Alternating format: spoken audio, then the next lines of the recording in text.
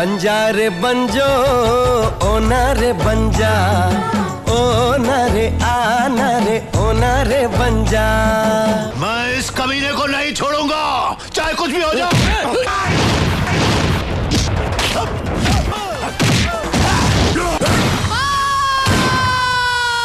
जातिवाद को हमें घर घर में फैलाना है, पर सच यह है कि उससे मैंने मारा।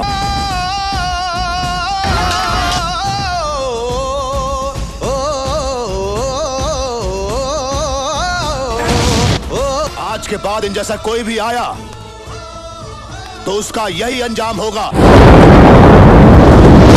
मुख्यमंत्री हेमंत सोरेन ने केंद्रीय बजट को लेकर केंद्र सरकार की ओर से झारखंड की उपेक्षा का आरोप लगाया है।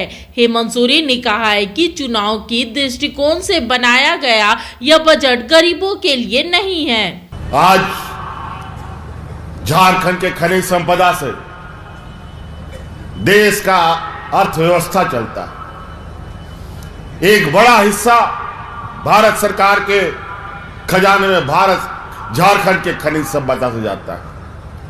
देश का सबसे अधिक भारत सरकार को रेलवे से अगर कहीं से रेवेन्यू आता है तो वो झारखंड प्रदेश से आता है। लेकिन बड़ा दुर्भाग्य की बात है, आज देश का सबसे पिछड़ा राज्य झारखंड प्रदेश। क्यों? एक योजनाबद्ध तरीके से इस राज्य को पिछड़ा करने का कुछ सामंती सोच वालों ने एक बेड़ा उठा रखा है, क्योंकि यहां के नौजवान, यहां के आदिवासी मूलवासी, यहां आने वाली हमारी पीढ़ी अपने पैरों पर खड़ा ना हो पाए। अभी कल ही भारत सरकार ने बजट पेश किया। होलागे भारत सरकार पूरा भारत दिसोम रे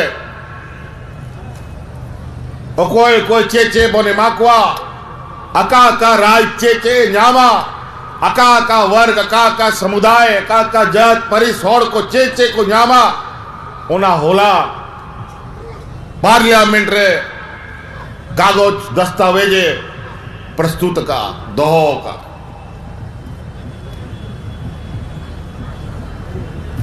देश के अंदर किसको क्या मिलेगा उसका बजट कल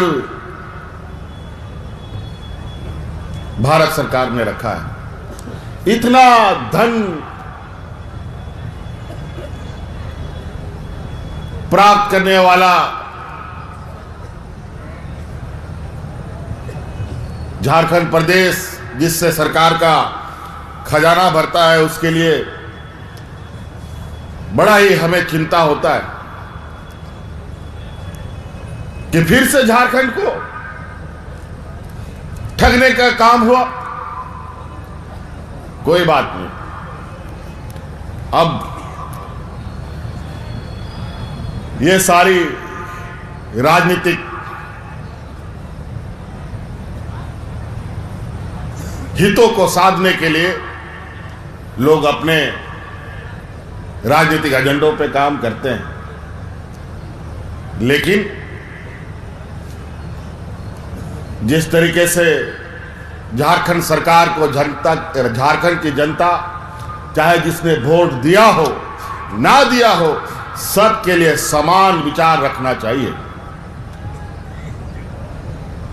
और उसी को अच्छा सरकार भी लोग मानते हैं। उसी तरीके केंद्र सरकार पूरे इस देश के राज्यों का माई बाप है, तो सभी राज्यों को उसको बराबर नजर रखनी चाहिए और विशेषकर जो सबसे पिछड़ा राज्य है उसको तो विशेष नजर होनी चाहिए।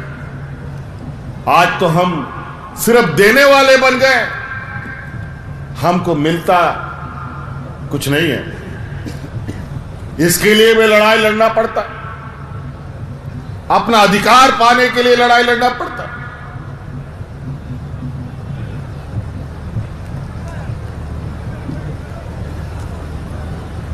कल का बजट के बारे में बड़ा ही अजीब और सोचने पर मजबूर करता है कि आखिर ये खनिज संपदा हमारे लिए झारखंड के आदिवासी मूलवासियों के लिए फायदे का चीज है या नुकसान का चीज है। फिर वही बजट अमीर लोगों के लिए और कुछ कम अमीरों के लिए लोक लुभावन बजट, जहां चुनाव है वहां की नजर से बजट, अमीर और कम अमीर लोगों के लिए तो व्यवस्था हो गया, लेकिन जो गरीब है, जो 2 वक्त के लिए अनाज नहीं छुटा पाता, उसके लिए क्या? टैक्स में छूट दिया, टैक्स में छूट देके करेंगे क्या भाई? महंगाई तो रॉकेट से भी स्पीड में भाग रहा है। कान इधर से पकड़ो इधर से पकड़ो, बतवा तो बराबर है।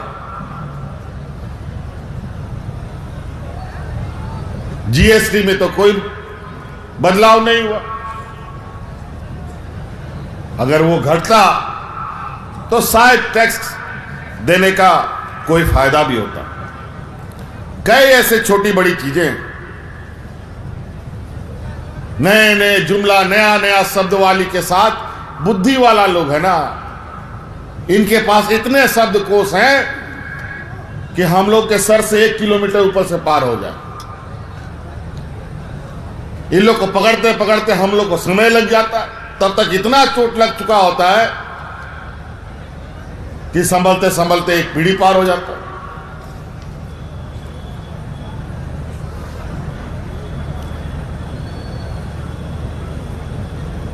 आज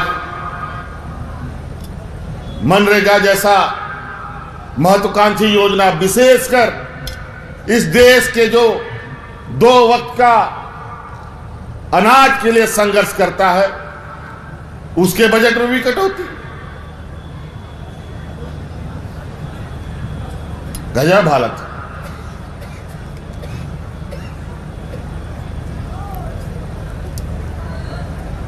अब ये सारा बोझ राज्य सरकारों पर ये डाल देते हैं, और जब पलायन होता है तो एक अलग उसका व्याख्यान होता है। अभी इन लोगों ने ज्ञान नाम करके एक नया जुमला पेश किया है बजट में। ज्ञान मतलब ग से जब टूटती है आस, जब थकती है सांस, जब रूठते हैं अपने, मुंह मोड़ता है जमाना, जब अंगड़ाई लेता है संकल्प, फिर बनती है कहानी, बनते हैं अनमिट निशान। देखिए मेरे साथ संघर्ष की दास्तान।